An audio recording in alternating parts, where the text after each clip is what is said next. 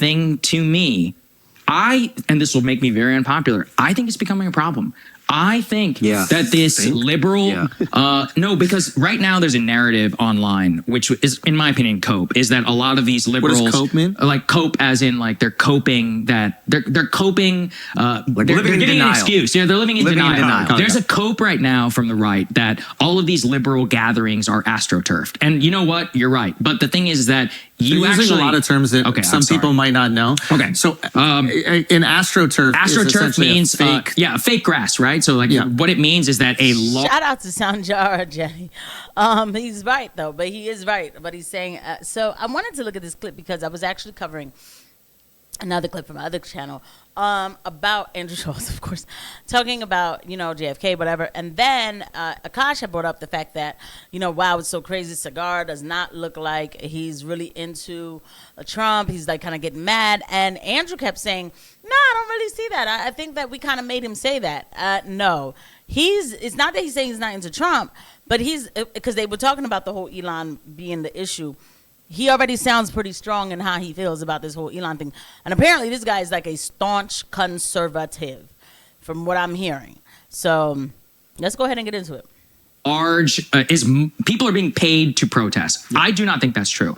I think this has happened in the past. This has happened in the past, and it is an integral thing. But that's actually what a lot of liberals said about the Tea Party back in 2010. They're like, the Koch brothers are paying for it. I'm like, yeah, bro, but you can't just pay people to show up and be angry, and you still got blown the fuck out in the 2010 elections. What I'm worried about is the perception, perhaps correctly, that Trump is not completely in control of his own presidency. And we do see some of that, like in terms of the priority. The priority right now is not only with Doge, it's like the media capture around this Elon as the force, where I think it should be on Trump. And Trump has, in my opinion, a 10 times better political understanding of America. Like, I think if his narrative of the election was about immigration and it was about the economy, what I worry about right now for Trump is he's absorbing all of this pressure where Elon is, slapshot cutting this, bringing people back by his own admission. I'm not making this up. Like, he's like, we fired people who were doing Ebola. We brought them back. Right now, they just fired a bunch of people from NOAA, the National Oceanic Administration, which those are guys who fly into the hurricane and be like, it's a category 4 or whatever. And it's like, dude,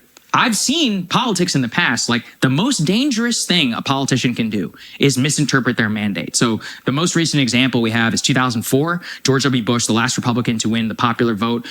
Republican, he wins that popular vote for one reason: keep us safe. Iraq, 9/11. You know what he does? Let's privatize Social Security. He's like, yeah, the American people voted for me. I want to privatize Social Security. Blown the fuck out in the 2006 midterm election. Not only that, Katrina. And what I'm worried about for Trump is, dude, even if it's not your fault, if there's a natural disaster and the Dems can point to NOAA you're about to get fucking crucified, dude. Same with, you know how lucky they are that crash happened in the first week of the Trump administration? Can you imagine if that happened a year from now after some Doge cuts or whatever with the FAA? They would be destroyed. So they will be responsible. He is killing it. He's a very well-spoken guy. He's killing it. I mean, that's just a fact. He's really killing it. He's saying what he needs to say. And look, my thing is not necessarily that first, because also too, yes, perception is reality, but if I can perception is reality, right? And by the way, guys, please don't forget to hit the like and subscribe button and the notification bell. I really, really enjoy making these videos. And I also am grateful to every eye that lands on these videos. So coming back to the video, the thing is, though, yeah, perception is reality. But if I have good communication, I still can manipulate you to think that, and yes, let's keep it real, that anything is good, right? Because I'll come back to why I said that. So if something like that did happen, Trump could say, nope, actually, we got rid of NOAA, the category 5, because we already had another agency they were both doing the same thing. And it was called the ROA or something. You know what I mean? Like, you could always say, like, well, no. There's still an agency that does it. We just didn't need 3 or 4 or 5 of them doing it. It's too easy to walk out of that one. My issue is, and I was saying this for a while, haven't said it in a while. I've been talking about a bunch of different things. Who is Elon Musk? What has he really slashed? How is this going to affect us? Me knowing that he wants to put everything on Twitter, whether it's news, digital money, all of that kind of stuff. I'm sorry, like I'm not going to pretend about the stuff that we used to talk about when Biden was president, when we thought he was bringing us CBDCs to the banks, and he didn't. very worried for them that they're hitching their entire political reputation and the most critical part of your presidency, the first 100 days. If all history of a presidency is almost certainly the first 18 months, and of those 18 months, always the first 100 days. We're about 7 days or whatever when we're talking right now. It's not that much longer to go. And in that first 100 days, Elon has been the number one story. If I were Donald Trump or whatever, I would want my number one story to be historic or whatever executive action on inflation. I'd be having inflation press conferences every single day, and Tom Homan and mass deportation. That's all I'm doing. I'm just talking about Mexico. I'm talking about shutting down the border. I'm having Tom Homan on television every single day. Not to say he isn't, but he's drawing away. Take control of the narrative. Elon has taken control of the narrative. I think it's... And this isn't anybody that's forcing him to say this. He's like, oh, I think you should have saw the last one. Matter of fact, when it comes out, you should go check it out on That Girl Casey. But right now, I'm going to bring the Astro News. And so this isn't like something that he's like being forced to say this. My man is strong arming it. Like, this is what's wrong. This is what's going on. Perception's reality. I don't like it. Da da da da. And he is killing it. He is. He's right. I mean, Elon still is the news. Even the baby is around. Trump is trying to get on a helicopter, and here comes the little baby. Trump got to pick up the baby, put him on a helicopter, and then he didn't even salute the guy, the soldier. He didn't even salute him. And that's not like Trump. But no, because he's playing babysitter. What is going on, man? What's going on? So I get that. The other thing I wanted to say about manipulating people is being so easy.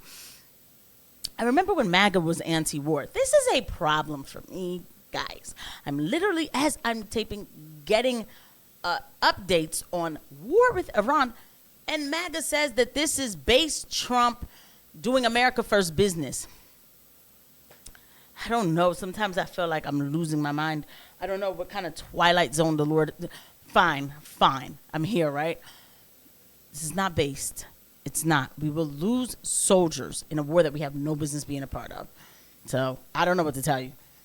Brilliant. Right now is the to let this number. happen. So I thought that for a time. Like, tell me why. Tell me why you think Elon that. as a shield. Right. Let Elon, because all these cuts are going to be difficult. Yeah, but at the end of the day, he's still absorbing all of that energy. But right now, everyone's looking at Elon doing it. That's very true. I actually thought that for a while. I was like, maybe let him Elon crash and is the burn. whipping boy to like sit there and absorb. But I'm very worried that Trump in losing. This is why you were asking me about Steve Bannon. There's a reason, dude. I think Bannon is the smartest person in the MAGA movement, and Bannon is a person. Oh, absolutely. I mean, talk that shit. I mean, and we'll stop. No, absolutely.